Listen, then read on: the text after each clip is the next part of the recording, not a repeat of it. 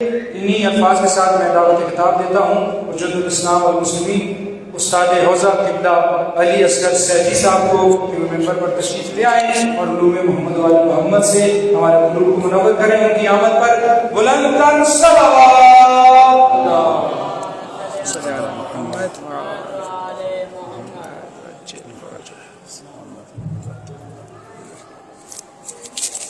ایک اور بھی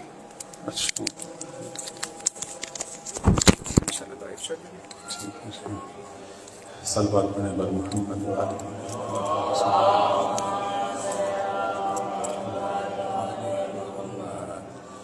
باری دیگر صلوات پڑھیں بر محمد.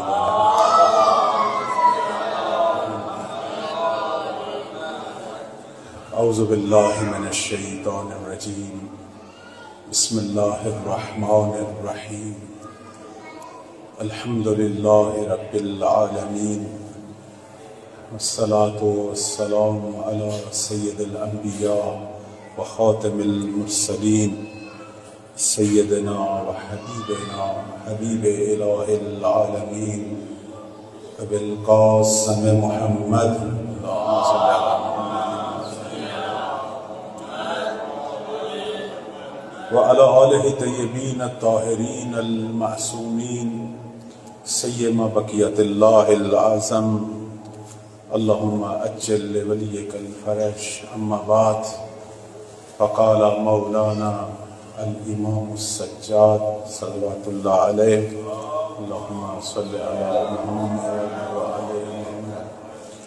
اللہم وفر بلطفک نیتی.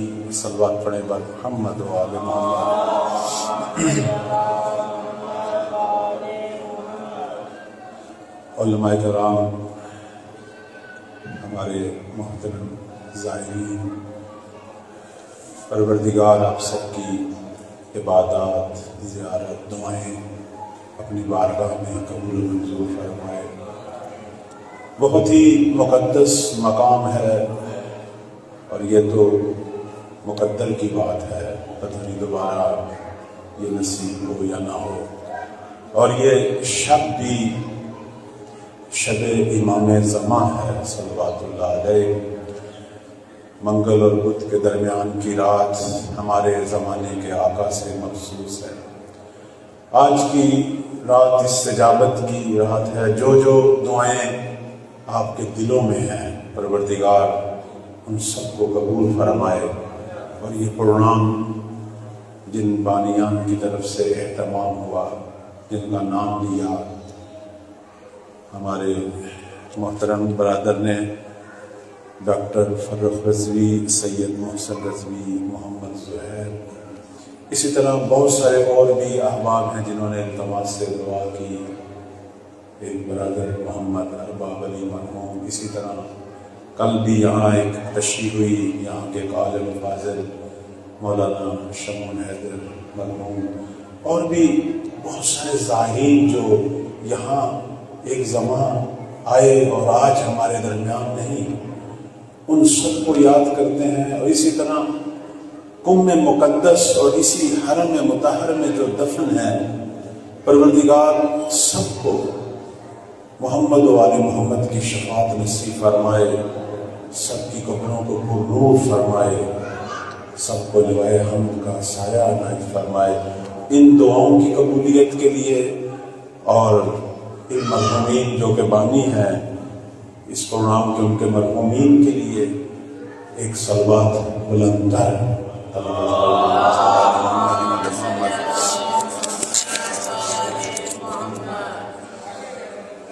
چونکہ یہ دن ہمارے چوتھے مولا ہمارے آقا امام سجاد علیہ السلام کی امامت کے دن، اور بالخصوص اسیران کربلا کا یہ جو کارواں ہے، یہ کارواں ہمارے چوتھے مولا کی قیادت میں وہ عظیم صبر کی، اور آپ کی خدمت میں عرض کریں وہ الہی عظمتیں جو اس کارواں کو حاصل ہوئی.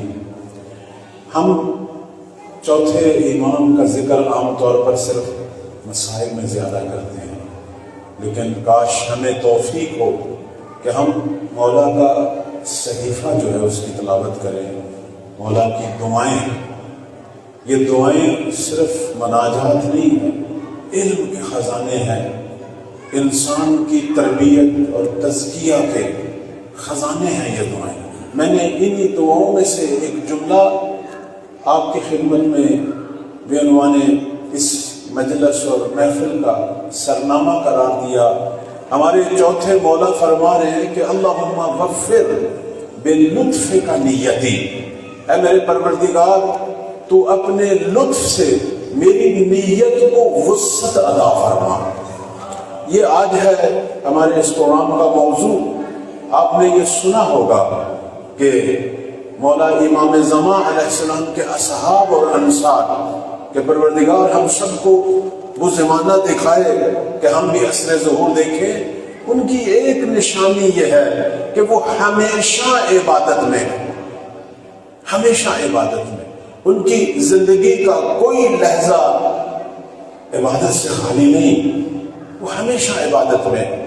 جیسا کہ بہت بڑے عارف اسی سرزمین کے بابا طاہر جسے کہتے ہیں، وہ فارسی میں ان کا ایک جملہ ہے کہ خوشا بے آنان کے دائماً در نمازان، کہتے ہیں کہ بشارت ہو ان لوگوں کو کہ جن کی زندگی کا ایک ایک لحظہ نماز میں گزر رہا ہے. آیا ہو سکتا ہے انسان ہمیشہ نماز میں ہو؟ جی ہاں ہو سکتا ہے. آیا ہو سکتا ہے کہ انسان ہمیشہ عبادت میں ہو سکتا ہے. کس طرح ہو سکتا ہے؟ وہ یہی ہمارے مولا کا جملہ فرماتے ہیں کہ اللہ سے حسن نیت مانگو اور وسیع نیت مانگو، چونکہ نیت وہ چیز ہے خالق کی جو اللہ نے ہمارے اندر پیدا کی، جو ہماری زندگی کا ہر لحظہ عبادت میں بدل سکتی ہے.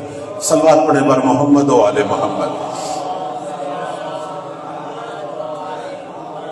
آج میں موضوع جو ہے اسی جملے کو قرار دوں گا. یہ چھوٹا سا جملہ ہے ہمارے آقا کا، لیکن یہ اپنی جگہ ایک عظمت ہے انسان کے کمال اور رشد پانے کی. آیا میں پورا دن ساری رات نماز میں رہ سکتا ہوں؟ جی ہاں رہ سکتا ہوں. کیسے؟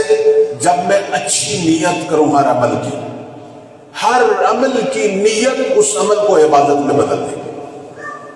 آٹھویں مولا امام رضا علیہ السلام فرماتے ہیں اللہم صلی علی محمد وآل محمد، فرماتے ہیں کہ اگر کوئی شخص رات کو سونے سے پہلے ایک نیت کرے.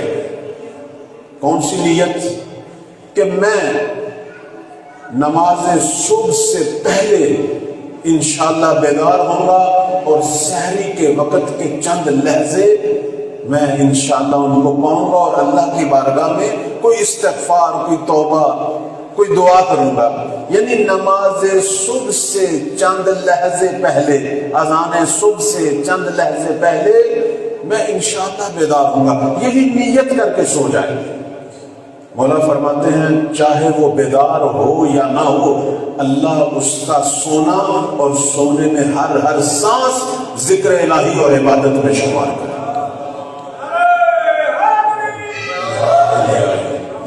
یعنی ایک نیت.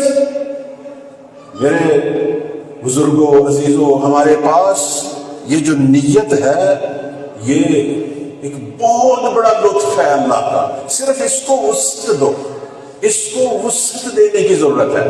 ہم کیوں صرف نماز کے لیے نیت کرتے ہیں؟ صرف روزے کے لیے؟ کھانے کے لیے کیوں نہیں نیت کرتے؟ لباس پہننے کے لیے کیوں نہیں نیت کرتے؟ ایک جگہ سے دوسری جگہ جانے کے لیے کیوں نہیں نیت کرتے؟ انسان جب کھائے ویسے تو اس نے کھانا ہے ہر صورت میں، لیکن اگر وہ اس نیت سے کھائے کہ پروردگارا تیرا حکم ہے حلال کھاؤ اور میں یہ کھا رہا ہوں تاکہ میرے بدن میں قوت پیدا ہو، تاکہ میں اپنے واجبات ادا کروں، تاکہ مجھ پر جو حقوق ہیں میں انہیں ادا کروں، یہی کھانا ہر لقمہ عبادت بن جائے. یہی کھانا انسان کا ہر لحظہ عبادت میں بدل سکتا ہے. اب یہ جو آٹھویں مولا نے فرمایا کہ تیری نیند عبادت الہی میں بدل جائے گی. اب آپ تھوڑا سا تصور فرمائیں، اگر ایک انسان کی عمر 80 سال ہو اور ایک انسان دن میں کتنا سوتا ہے؟ کوئی 6 گھنٹے سوتا ہے، کوئی 7 گھنٹے، کوئی 8 گھنٹے، میں کہتا ہوں 6 گھنٹے۔ اگر آپ 6 گھنٹے تصور کریں، 24 گھنٹوں میں 6 گھنٹے یعنی اس کا چوتھا حصہ ہے، ٹھیک ہے۔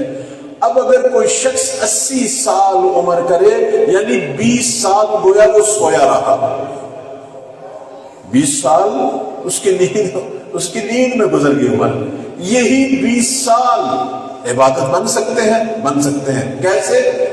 ہمارے 8ویں مولا کے فرمان کے مطابق سونے سے پہلے صرف ایک نیت کر کہ میں انشاءاللہ نماز صبح سے پہلے اٹھوں گا، اللہ کی عبادت کروں گا، صرف یہ تیری نیت، یہی 6 گھنٹے کی نیند اور ایک 80 سالہ شخص کی 20 سالہ عمر کو عبادت میں بدل دے گی۔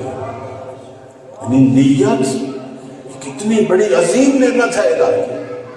ابھی ہمارے بہت سارے لوگ یہ نیت رکھتے ہیں، کاش ہم کربلا میں ہوتے۔ یہ نیت ہے، یہ بہت عظیم نیت ہے، یہ وہی نیت ہے کہ جو محمد والے محمد کے فرامین میں آئی ہے۔ کون سا جوان ہے جو یہ نیت نہ رکھتا ہو، یا لیتنا کنا معک، کاش ہم بھی کربلا کے شہیدوں کے ساتھ ہوتے، کاش ہم بھی ان کے ساتھ ہوتے، نفوز معہم فوزا عظیما، وہ جو انہوں نے عظمتیں حاصل کی، وہ جو انہوں نے شہادت سے عظیم رتبے پائے، ہم بھی پاتے۔ کوئی ہمارا شیعہ بچہ جوان ہے جو یہ حسرت نہ رکھتا ہو، انہی لفظوں کو کہہ ہر روز۔ ہمارے یہی 8ویں مولا فرماتے ہیں جو یہی لفظ کہے کہ کاش میں کربلا میں ہوتا، اگرچہ وہ کربلا میں نہیں جا سکتا، لیکن اگر وہ یہ نیت کرے کہ کاش میں ہوتا اور میں بھی مولا کے سامنے ان کی رکاب میں شہید ہوتا، میں بھی یزیدیوں سے جنگ کرتا، میں بھی اشقیاء سے جنگ کرتا، میں بھی مولا کی نماز کی حفاظت کرتا جس طرح جناب سعید نے کی، میں بھی حر بنتا، میں بھی زہیر بنتا۔ یہی نیت مسعود فرماتے ہیں جو یہی نیت کرے کہ میں بھی کربلا والوں کے ساتھ ہوتا، تو اللہ تعالیٰ اس کی موت کو محمد و آل محمد کے طفیل کربلا کے شہیدوں کے ہمراہ شہادت میں بدل دے گا۔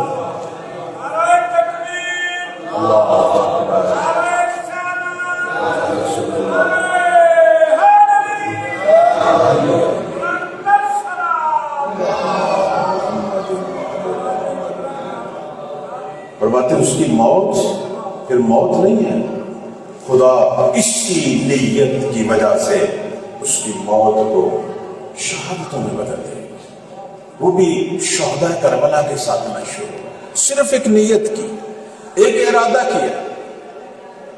ہماری یہ نیتیں اور ارادے ہیں جو ہمیں جنت اور جہنم کی راہوں میں لے کے جاتی ہیں، صرف یہ ارادے ہیں۔ آپ نے شہداء کربلا میں دیکھا جناب حر ایک ارادے اور ایک نیت سے جہنم کی طرف جاتا ہوا اور جنت کی طرف جانے والوں کا سردار بن گیا۔ صرف ایک نیت کی، اس صرف ایک نیت، ایک ارادہ کیا، ایک ارادہ۔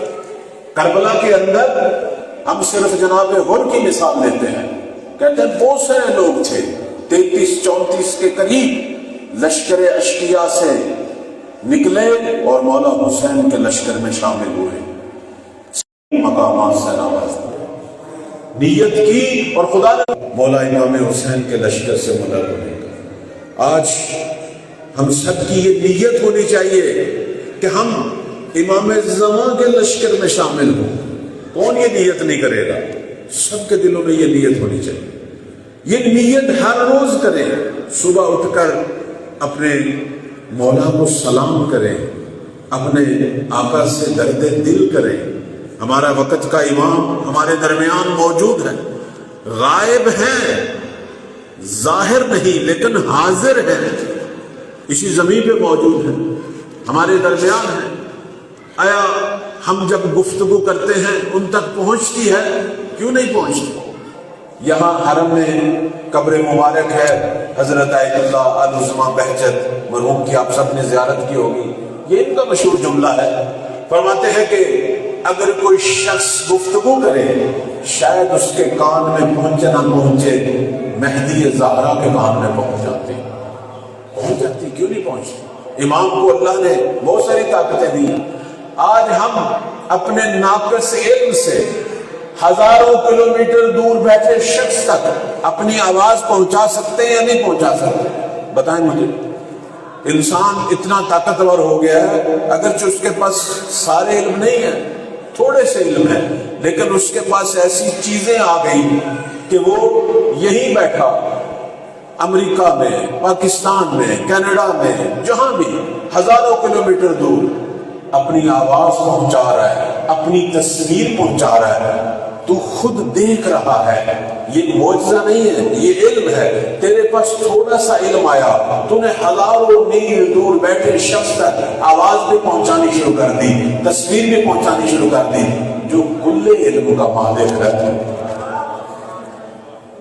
وہ کیوں نہیں تیری باتیں سن سکتا؟ وہ تجھے کیوں نہیں دیکھ سکتا؟ ہم ہر ٹائم اپنے امام کی نگاہوں میں. تو صبح نماز کے بعد انسان دعائے عہد کی تلاوت کرے، اپنے آقا کی بیعت کرے، اپنے مولا سے عہد و پیمان باندھے. عہد و پیمان کیا باندھنا ہے؟ یہی کہے مولا مجھے یہ توفیق حاصل ہو کہ میں آپ کے لشکر میں شامل ہوں. یہ نیت کرے ہر روز سے کہ پروردگارا مجھے مہدی کے لشکر سے ملا، میں چاہتا ہوں زمانے کے حسین کی رکاب میں دشمنان دین سے جنگ کروں. یہی نیت اسے امام زمان کے لشکر میں شامل کر دے. یہی نیت. ایک شخص جنگ سفین سے جب میرے مولا واپس آ رہے تھے، صلوات پڑھے پر محمد و آل محمد،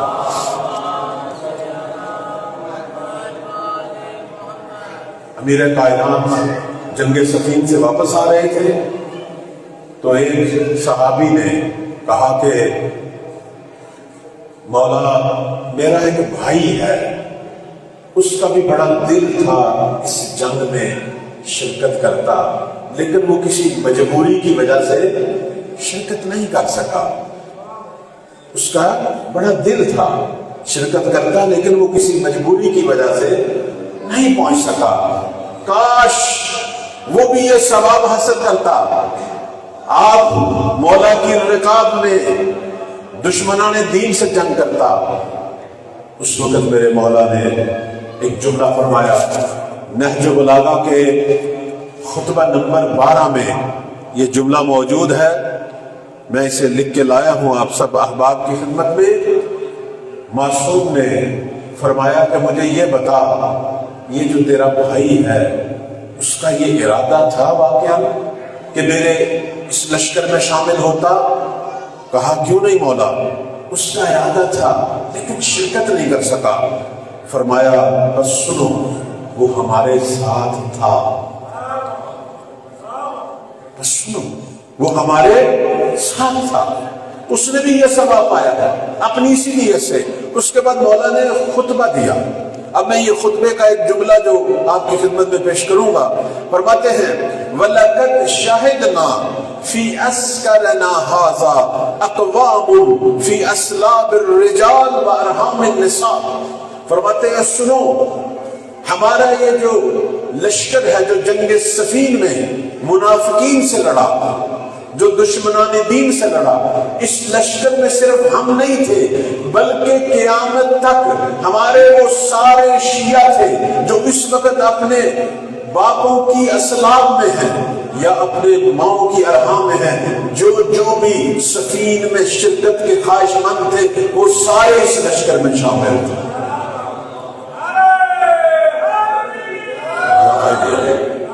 وہ سارے اس میں شامل.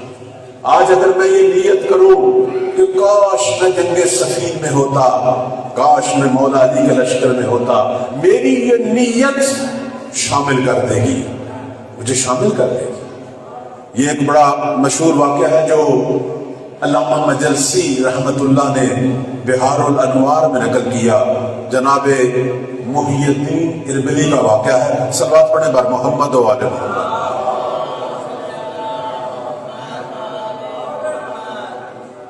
کہتے ہیں کہ ہم ایک سفر میں ایک جگہ سے گزرے تو ایک مسافر خانے میں بیٹھے ہوئے تھے اور چائے پی رہے تھے۔ صرف میں آپ سب احباب کی توجہ یہ دلانا چاہتا ہوں کہ کسی بھی عمل خیر اور کسی بھی حق و باطل کا معرکہ جو تاریخ میں ہوا ہے، اگر ہم اسی زمانے میں بیٹھ کر اس کی نیت کریں، اس کے ثواب میں شریک ہو سکتے ہیں۔ اللہ تعالیٰ نے نیت کی شکل میں ہمیں ایک بہت بڑی نعمت دی ہے۔ نعمت نیت کو آپ ہمیشہ متوجہ رہیں، نیت ہے جو خیر اور شر میں فرق ڈالتی ہے۔ ہم سب ایک جیسے ہیں، ہم سب انسان ہیں، لیکن آپ کو پتہ ہے ہمارے اندر فرق جنت اور جہنم کا وہ نیت کی وجہ سے۔ کوئی بھی عمل، کسی قسم کا بھی عمل، چاہے وہ بظاہر نیک ہو، وہ نیت ہے جو اس عمل کے خالص ہونے، ریاکارانہ ہونے، دکھاوا ہونے، الہی ہونے، اس سب کے اندر جو فرق ڈال رہی ہے وہ نیت ہے۔ اپنی نیت کو خالص کریں، اپنی نیت کو وسعت دیں۔ محی الدین اربلی لکھتے ہیں، یہ واقعہ علامہ مجلسی نے بہار میں 53 نمبر جلد میں لکھا ہے، کہتے ہیں کہ یہی شخص یہ واقعہ بیان کرتا ہے، کہتا ہے کہ ہم ایک ہوٹل میں، ایک مسافر خانے میں بیٹھے چائے پی رہے تھے۔ سامنے ایک شخص ہم نے دیکھا جس نے سر پہ ایک دستار، ایک پگڑی سی باندھی ہوئی تھی، تو ایک دم اس کی وہ دستار کھلی تو اس کے سر پہ ایک بہت بڑا زخم کا نشان دیکھا۔ ہم اس کے پاس چلے گئے، مومن بتا یہ تیرے سر پہ زخم کا نشان کیسا؟ اس نے کہا یہ نشان مجھے جنگ صفین میں مولا علی کی رکاب میں لڑتے ہوئے ملا۔ ہم ہنس پڑے، ہم نے کہا جنگ صفین کہاں اور ہم کہاں؟ یہ تو سینکڑوں سال کا فاصلہ ہے، کیسے ہو سکتا ہے تو ہمارے زمانے کا شخص جنگ صفین میں شرکت کرے؟ وہی بات نیت کی عرض کر رہا ہوں۔ کہنے لگا ایک ماجرا ہے، ایک واقعہ ہے، اگر آپ کہتے ہیں تو میں آپ کو سناتا ہوں۔ ہم نے کہا سناؤ، صلوات پڑھیں بر محمد و آل محمد۔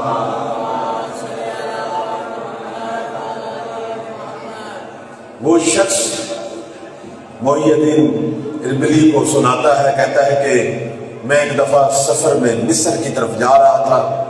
ظاہر ہے پرانا زمانہ، جیسے گھوڑوں پہ، گدھوں پہ۔ ایک اور بھی شخص میرے ساتھ ہم سفر ہو گیا، ہم دونوں جا رہے ہیں راستے میں، باتیں کرنی شروع کر دی۔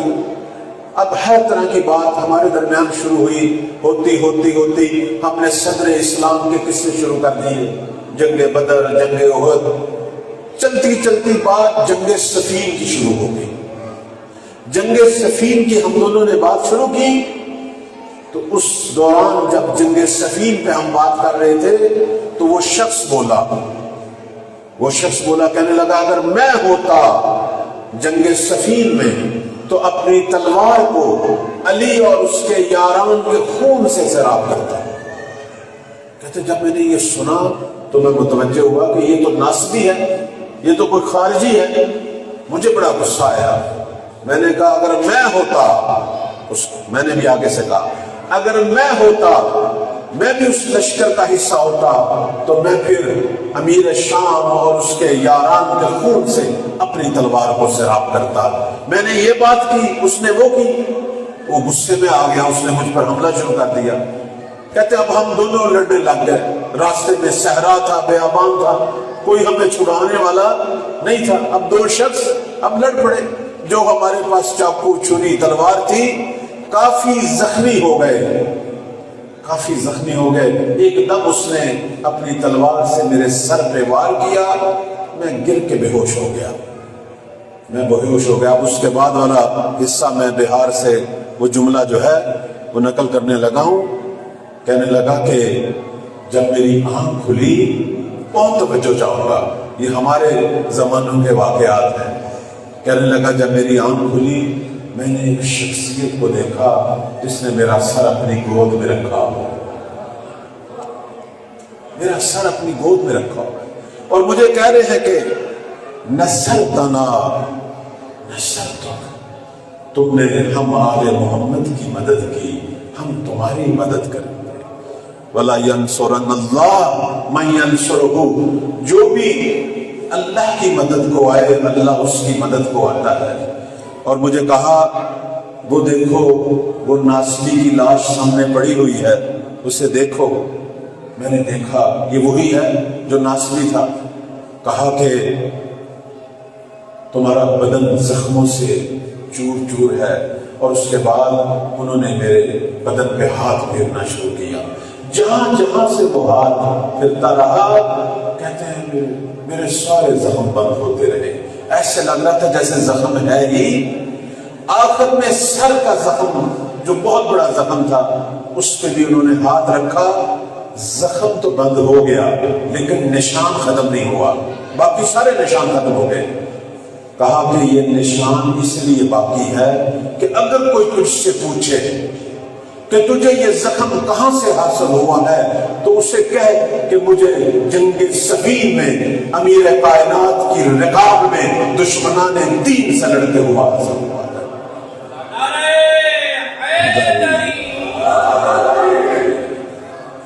پوچھا کہ آپ کون ہیں؟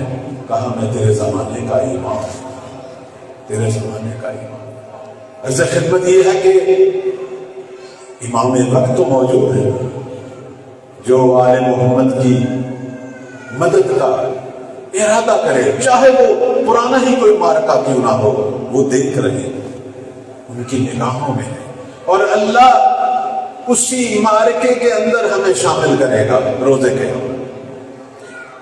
میرے عزیزوں، میرے بزرگوں، اگر ہمیں کسی جنگ کا حصہ بننا پڑے ہم تو کوئی ایک کام کر سکتے ہیں نا اس جنگ کا، اور اللہ ہمیں توفیق دے کہ ہم بھی حق و باطل کی جنگ میں اہل حق کے ساتھ ہوں اور انہی کے ساتھ محشور ہوں۔ لیکن تاریخ کے اندر جتنے بھی واقعات ہوئے، چاہے انبیاء کے دور کے، چاہے ائمہ کے دور کے، آیا ہم ان میں شامل ہو سکتے ہیں؟ ہو سکتے ہیں اگر آپ نیت کریں۔ جب بھی کوئی واقعہ پڑے تو اپنے لیے دعا کریں، پروردگارا مجھے بھی اس واقعہ کے اندر اس نبی اور اس امام کے ہمراہیوں میں شمار کر، کیونکہ اگر میں ہوتا تو میں حجت حق کی مدد کرتا۔ بس یہی کہہ دیا کریں۔ اللہ تعالیٰ زمانے کی قید کو ختم کر کے ہمیں اسی دور میں اہل حق کی صفوں میں شامل کر دیں۔ یہ ہے، اس لیے تو مولا فرماتے ہیں کہ اللہ سے دعا کر کہ وفر باللطف کا نیتی، اپنی نیت کو وسعت دے۔ کیوں صرف ہم نے چند چیزوں کے لیے نیت رکھی ہے؟ نیت ہماری پوری زندگی کو عبادت میں بدل سکتی ہے۔ ایک بہت بڑا معرکہ حق و باطل کا آنے والے دور میں ہے، کیوں نہیں؟ امام مہدی علیہ السلام کا ظہور ہونا ہے، دنیا میں بڑے بڑے معرکے ہونے ہیں۔ ابھی سے نیت کا کہ پروردگارا میں بھی ناصر بننا چاہتا ہوں زہرا کے لال کا، مجھے بھی اس لشکر کا حصہ بنا۔ تیری یہ نیت تجھے اس لشکر میں ابھی سے شامل کر دے گی، تو بھی اس لشکر کا حصہ بن سکتا ہے۔ زمانہ غائب کے ناصر بھی ہیں میرے مولا کے، جو اس وقت ہم دیکھ رہے ہیں۔ ہم اپنی ملکی مجبوریوں کی وجہ سے ہو سکتا ہے کسی جنگ کا حصہ نہ بن سکتے ہو، نیت تو کر سکتے ہیں نا، نیت تو کر سکتے ہیں کہ پروردگارا اس وقت بھی جو جہاد ہو رہا ہے مجھے مہدی کے ناصروں میں شامل کر، جو امام کا پرچم تھامے ہوئے ہیں، جو حسین کا پرچم تھامے ہوئے ہیں، مجھے اس میں شامل کر۔ تو یہی جو جنگ، یہی جو مقدس جہاد ہو رہا ہے، یقین مانے میں اپنی اس نیت سے اس کا حصہ بن سکتا ہوں، اس میں شامل ہو سکتا ہوں۔ کیوں نہیں ہو سکتا؟ اپنی نیت کو وسعت عطا کر، اپنی نیت کو وسعت دے۔ اور آج دنیا نے دیکھ لیا، آج دنیا دیکھ رہی ہے کہ میرے مولا کے ظہور کی جو بشارتیں ہیں یہ کوئی قصے نہیں ہیں۔ پہلے ہم ان چیزوں کو بیان کرتے تھے کتابوں سے، لوگ کہتے تھے یہ کہانیاں ہیں، یہ قصے ہیں۔ کیسے ہو سکتا ہے ایک چھوٹا سا لشکر، ایک 313 یا 10,000 جوان پوری دنیا کے شیطانوں سے لڑے اور پوری زمین کو تسخیر کریں اور مہدی کی حکومت قائم کریں؟ لوگ کہتے تھے یہ کس سے سناتے ہیں، لیکن آج دنیا نے دیکھ لیا ایک ملت نے دنیا کے سب سے بڑے شیطان کو نکیل ڈالی ہوئی ہے یا نہیں ڈالی ہوئی؟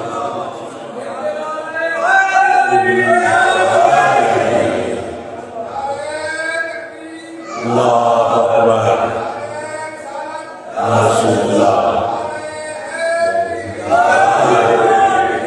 آج دیکھ رہے ہیں نا وہ دنیا کا سب سے بڑا شیطان کہ جس نے اب تک جو چاہا کیا، جس ملک پہ حملہ کیا، جس ملت کو تاراج کیا، جس سرزمین کے وسائل پہ قبضہ کیا، اس سے کوئی روکنے والا نہیں تھا۔ پہلی دفعہ اس کا علی والوں کے ساتھ سامنا ہوا، پہلی دفعہ سامنا ہوا۔ اب اسے سمجھ نہیں آتی کہ نکلے کیسے اس جنگ سے، نکلے کیسے۔ پوری دنیا اس کا مذاق اڑا رہی ہے، اس کی ہیبت ختم ہو گئی۔ یہ جنگ اس لیے مقدس ہے، اس کے بڑے فائدے ہیں۔ ایک تو اس جنگ نے پوری دنیا میں مولا علی والوں کو بتا دیا کہ اگر اس کائنات میں کوئی مکتب حق ہے تو وہ وہی ہے جو اس وقت باطل کے مد مقابل کھڑا ہوا ہے۔ طرح طرح کے اسلام تھے، لوگوں کو سمجھ نہیں آتی تھی کون سا اسلام سچا ہے کون سا جھوٹا۔ اب مناظروں کی ضرورت نہیں ہے، مباحثوں کی ضرورت نہیں ہے۔ عالمی سطح پر کسی مکتب کا کردار دیکھیں، جو باطل کے چاپلوس ہیں ان کا اسلام بھی سمجھ آتا ہے، جو باطل کے سامنے کھڑے ہیں ان کی حقانیت بھی نظر آتی ہے۔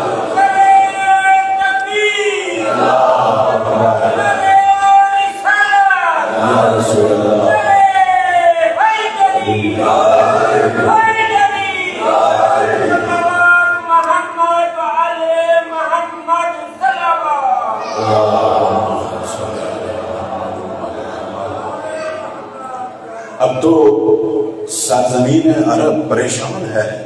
عرب کے وہ ظالم طاغوتی بادشاہ جنہوں نے طاقت کے زور پہ جھوٹی حکومتیں بنائی ہوئی تھی، اب وہ پریشان ہیں۔ اب ان کی ملت، بالخصوص وہ جوان، وہ جو حق کے جستجوگر، وہ جو حق کی تلاش میں رہنے والے لوگ، وہ دیکھ رہے ہیں، وہ سمجھ رہے ہیں اب شیعہ مذہب کو پھیلانے کے لیے مناظروں کی ضرورت نہیں ہے۔ یہی مقدس جہاد جس طرح ہمارے ایمان کو یقین میں بدل رہا ہے، جس طرح ہمیں اندر اور باہر سے تقویت دے رہا ہے، استحکام دے رہا ہے، یہی مقدس جہاد پوری دنیا کے سامنے سچے اسلام کو روشن سورج کی طرح واضح کر رہا ہے۔ اب پوری سرزمین عرب، بلکہ میں کہوں گا عرب کیا، مشرق و مغرب پر لوگ اگر کسی دین میں چوک در چوک داخل ہو رہے ہیں، وہ وہی دین ہے کہ جو امام حسین علیہ السلام نے 61 ہجری میں بچایا اور آج جس کا علم مہدی زہرا کے ہاتھ میں ہے۔ اللہ اکبر، یا رسول اللہ۔ لوگ پوچھتے تھے عزاداری کا فلسفہ کیا ہے، کیوں آپ لوگ ہر سال وہی کہانیاں وہی قصے سناتے ہیں؟ تھوڑا تھوڑا سا صلوات پڑھ کے آگے آگے تشریف لے آئیں۔ صلوات پڑھنے بار محمد و آل محمد۔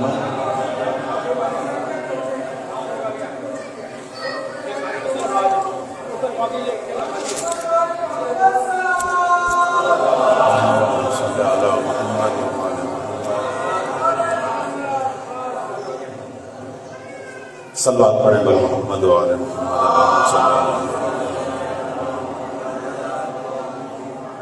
لوگ پوچھتے تھے کہ ہر دفعہ شیعہ کیوں عزاداری مناتے ہیں؟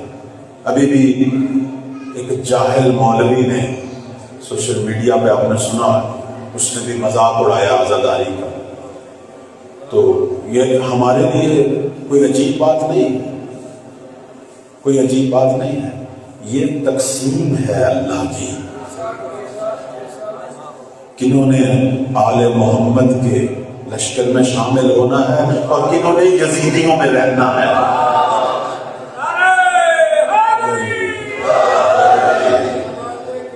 کہتے ہیں وہ ابن ابی یافور ایک دفعہ آیا تھا ہمارے چھٹے مولا امام جعفر صادق علیہ السلام کی خدمت میں.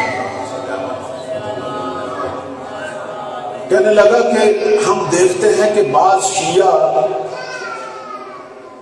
جو آپ کی عزاداری بھی کرتے ہیں، ولایت کے بھی قائل ہیں، لیکن ہم دیکھتے ہیں وہ حرام و حلال کا خیال نہیں رکھتے، جھوٹ بھی بولتے ہیں، غیبت بھی کرتے ہیں، حلال و حرام کا خیال نہیں ہے، ان کے کاروبار کو دیکھتے ہیں. لیکن مد مقابل ہم کچھ لوگوں کو دیکھتے ہیں جو دوسرے مکتب سے ہیں، بڑے حلال و حرام کے پابند، بڑی نمازوں کے پابند، لیکن وہ آپ کی ولایت کے قائل نہیں. تو یہ کیا مسئلہ ہے؟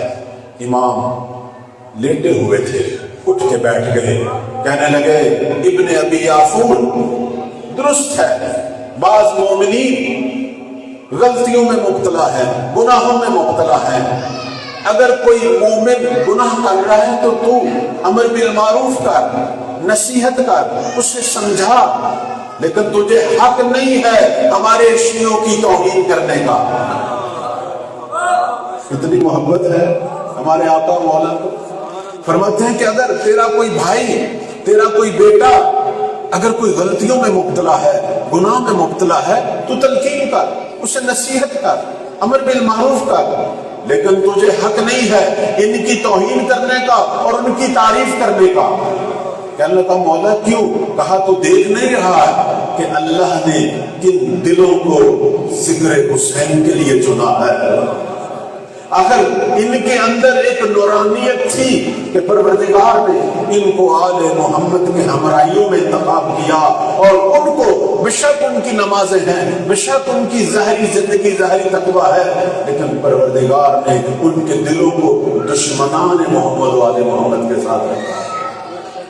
لہذا یہ ملا جو عزاداری کا مذاق اڑا رہا ہے، یہ اس کا قصور نہیں ہے، یہ اس کا قصور نہیں ہے، یہ ہمارے چھٹے مولا کی دعا ہے کہ یہ خدا کا انتخاب تھا کہ کنہوں نے یزیدیوں کے ساتھ ہونا ہے اور کنہوں نے حسینیوں کے ساتھ ہونا ہے.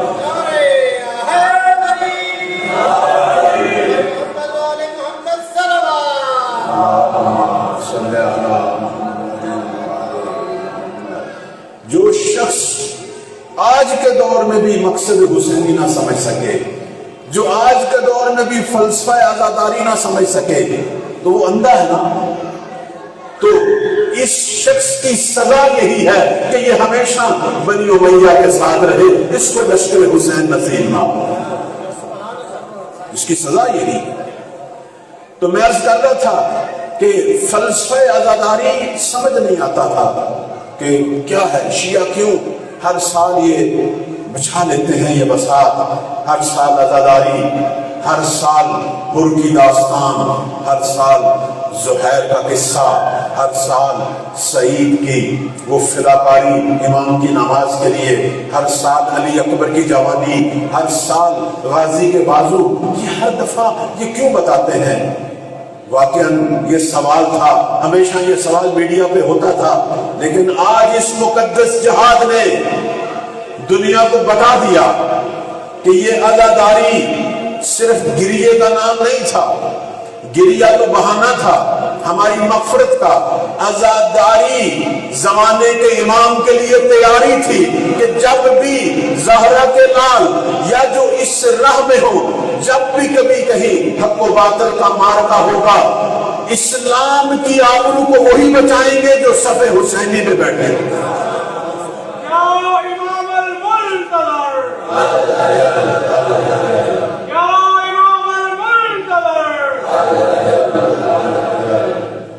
آج اسلام کی لاش، اسلام کی آبرو ان کی وجہ سے بچ گئی ہے. اگر کوئی یمن میں کھڑا ہے تو وہ بھی حسینی ہے، اگر کوئی لبنان میں کھڑا ہے وہ بھی حسینی ہے، اگر کوئی عراق میں کھڑا ہے، اگر کوئی ایران میں کھڑا ہے، جہاں جہاں بھی کوئی کافر کے مد مقابل کھڑا ہے، آج وہ حسینی ہی کھڑا ہے. تو اسی لیے عرض کر رہا ہوں کہ یہ مقدس جہاد بتا رہا ہے اگر آج ایک ملک کی ملت دنیا کے بڑے شیطانوں کو بتا رہی ہے کہ ہم حق والے ہیں، ہم علی والے ہیں، ہم شہادت کو تو قبول کریں گے اور یہ ہمارا فخر ہے، لیکن ہم اپنے حق سے بلکہ اپنی حقانیت سے ایک انچ پیچھے بھی نہیں ہٹیں گے، تو یہ وہی ملت ہے جو 61 ہجری میں 72 کی شکل میں کھڑی تھی، آج ہزاروں کی لاکھوں کی شکل میں کھڑی ہے۔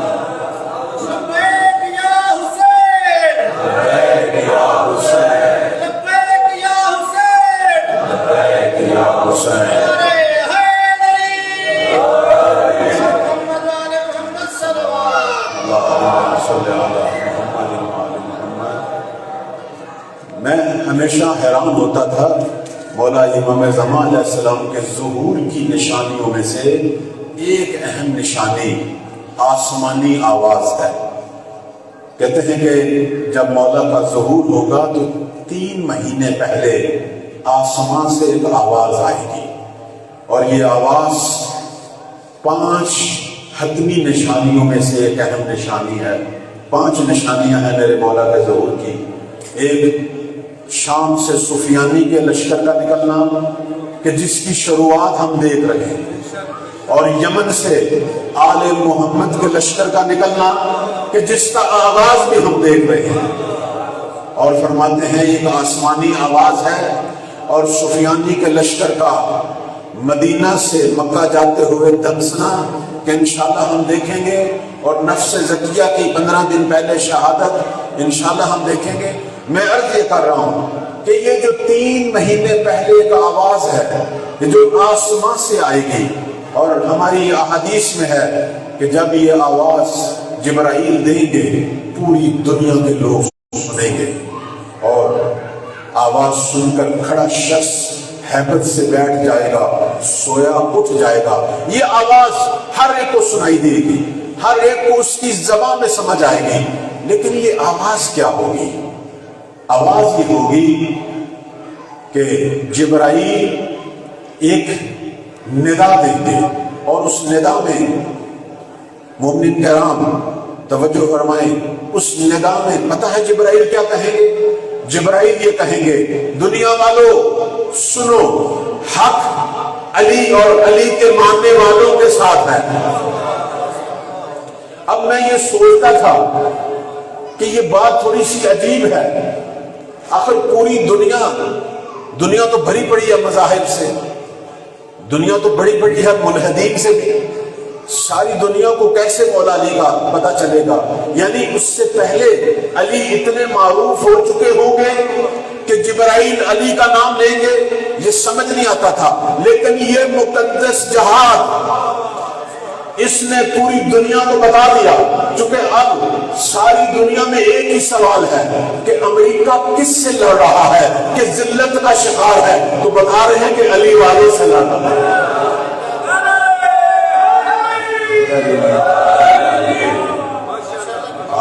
آج ساری دنیا کو پتہ چل گیا کہ علی والے کون ہیں۔ آج ہر ایک پوچھ رہے ہیں کہ ایران کون ہے، ان کا مذہب کیا ہے، ان کا عقیدہ کیا ہے، تو جب ایران کا ذکر آتا ہے تو نام علی بھی آتا ہے۔ آج دنیا جان چکی ہے کہ دنیا میں ایک ملت ہے، علی والے ہیں، کہ جو شر سے لڑ سکتے ہیں، جو باطل سے لڑ سکتے ہیں، جو شیطانوں سے لڑ سکتے ہیں۔ اسی لیے جناب جبرائیل امام مہدی کے ظہور سے پہلے یہ حق اور یہ حجت تمام کر دیں گے کہ اگر کسی کے ذہن میں کوئی شک ہے تو وہ دور ہو جائے، تو خدا کی آواز آئے گی، ایک آخری حجت تمام ہوگی کہ دنیا والوں غفلت سے اٹھو، اگر کوئی شک ہے تو دور کر لو، سنو ایک جنگ ہونے والی ہے، اور سنو حق علی اور علی والوں کے ساتھ ہے۔ صلوات پڑھیں بر محمد و آل محمد۔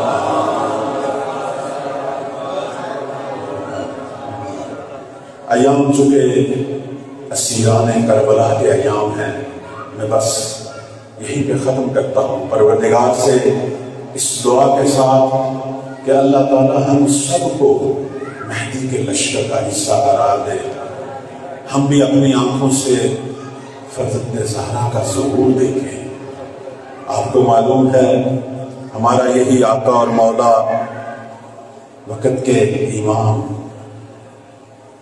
ان کا گریہ کبھی بھی ختم نہیں ہوا۔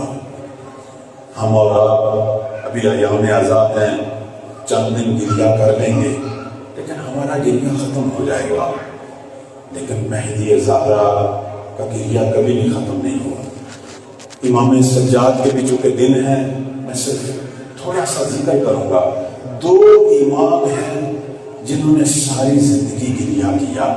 ایک امام سجاد ہیں کہ جن کے بارے میں کہتے ہیں 35 سال گریہ کیا، اور ایک یہی امام جن کی ہم امت ہیں، امام مہدی۔ میں بس ان دونوں کا تھوڑا سا گریہ بیان کروں گا اور آپ سے اجازت چاہوں گا۔ امام سجاد کا گریہ کہتے ہیں کہ مولا کو رلانے کے لیے کوئی ذاکر خطیب کی ضرورت نہیں تھی۔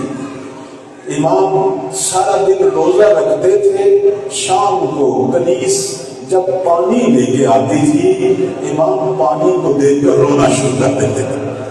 سجاد کے گریہ کے لیے کوئی بہانہ نہیں تھا کہ کوئی آئے کوئی مصائب حسین بیان کرے، پانی کو دیکھتے تھے رونا شروع کر دیتے تھے، کہتے تھے کیف اشرب الماء وقتل ابی عطشانا، سجاد کیسے پانی پیے، میں نے اپنے بابا کو پیاسے ذبح ہوتے دیکھا۔ اجرکم اللہ۔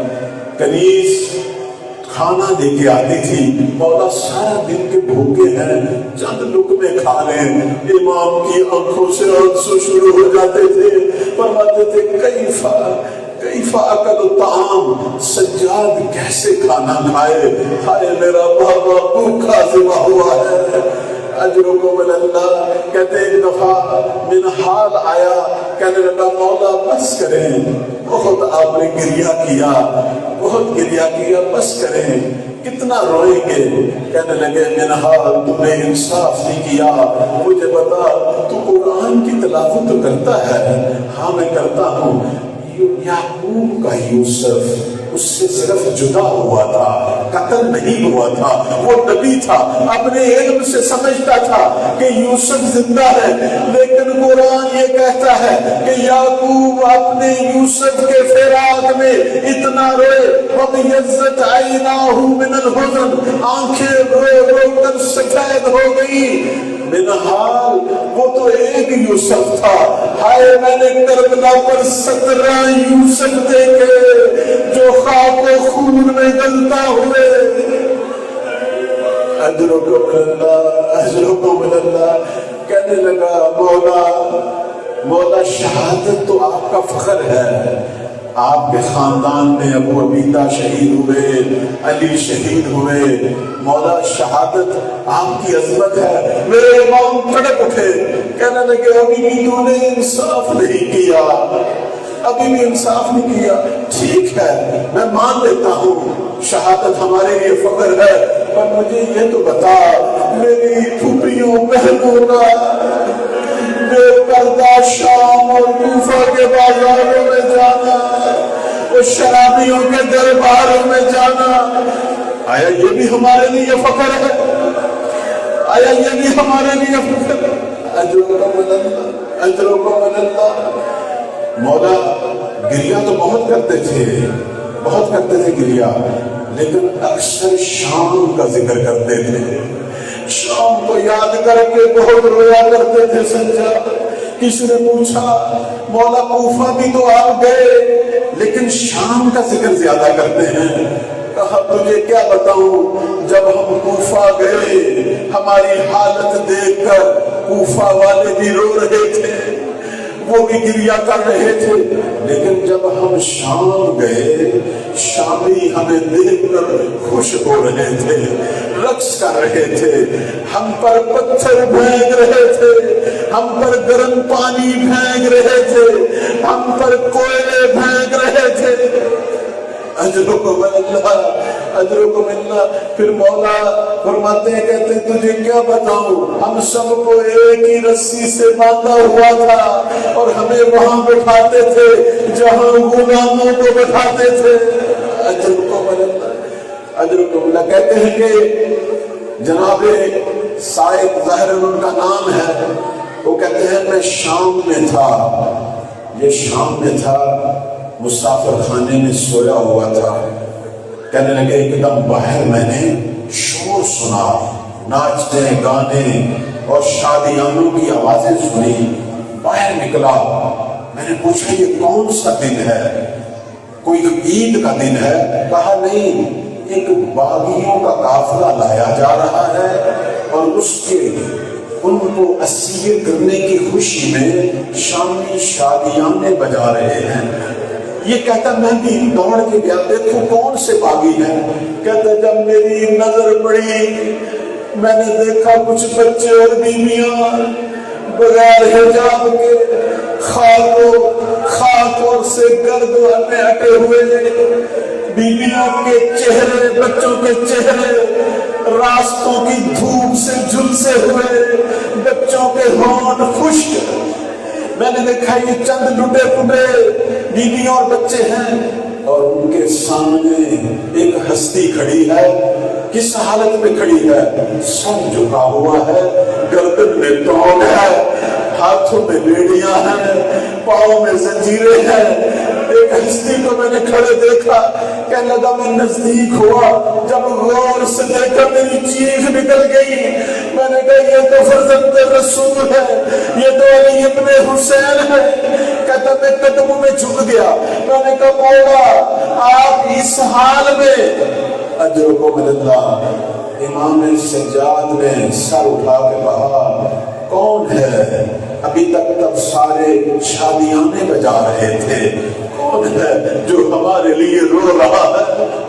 کہنے لگا میں نے اپنا تعارف کروایا، کہا مولا میں ہوں، میں آپ کا غلام، مجھے بتائیں میں کیا خدمت کروں؟ تلوار اس نے نکال لی، مولا مجھے اجازت دے آپ کی نصرت میں میں لڑوں، میں بھی اپنی قربانی دوں۔ میرے مولا نے پتہ کیا کہا؟ عزاداروں سنو گے؟ امام نے کہا اے مومن تیرے پاس کچھ پیسے ہیں؟ کہنے لگا مولا ہے 2000 دینار یا 2000 درہم ہے۔ کہا مومن 1000 دینار کی چادریں لے آؤ، اجرکم اللہ، اجرکم، چادریں لے آؤ۔ میری گھر میں میری پھوپھی جب سے ہم کربلا سے نکلے تجھے نہیں پتا یہ سید زادیاں ہیں، یہ رسول کی بیٹیاں بغیر چادروں کی۔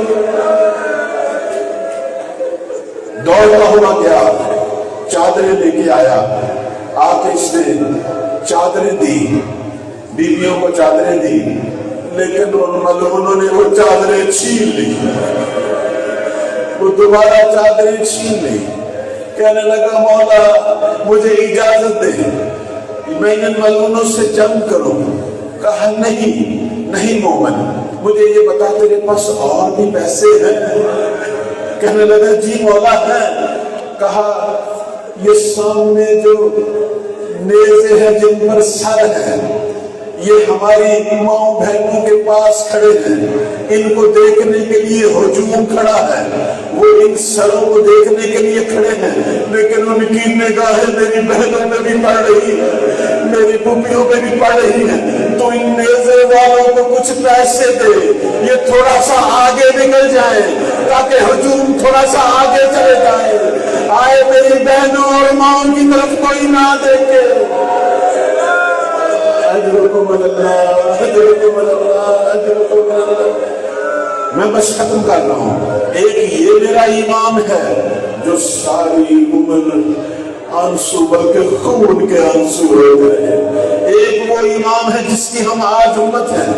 امام زمان کا یہ جملہ ہے، فرماتے ہیں کہ میں صبح و شام خون کے آنسو ہوں۔ اپنے دادا حسین کو مخاطب ہوتے ہیں، فرماتے فَلَأَنْتُ صَبَاحًا وَمَسَاءً، اے میرے مولا اے حسین میں تجھ پر صبح و شام رہوں۔ اور اس کے بعد کہنے لگے میں آنسوں سے نہیں خون کے آنسو رہوں۔ کہنے لگے ایک شخص نے خواب میں مہدی کی زیارت کی، کہا مولا مجھے بتائیں آپ نے جو کہا میں خون کے آنسو رہوں، کس پر خون کے آنسو روئیں گے؟ کس ہستی پہ؟ آیا عباس کے جو بازو قلم ہوئے عباس پہ روئیں گے؟ کہا نہیں، عباس بھی روتے، وہ بھی خون کے آنسو روتے۔ کہا اکبر کے پہلو میں جو برچھی لگی تھی اس پہ خون کے آنسو روئیں گے؟ کہا نہیں، اکبر بھی روتے، وہ بھی خون کے آنسو روتے۔ کہا پھر اپنے دادا حسین کی شہادت پہ ان کا سر قلم ہوا، اس پہ خون کے آنسو روتے ہیں؟ مہدی نے کہا نہیں، اگر میرے دادا حسین ہوتے وہ بھی خون کے آنسو روتے۔ تو پوچھنے والے نے کہا پھر مولا کس پہ؟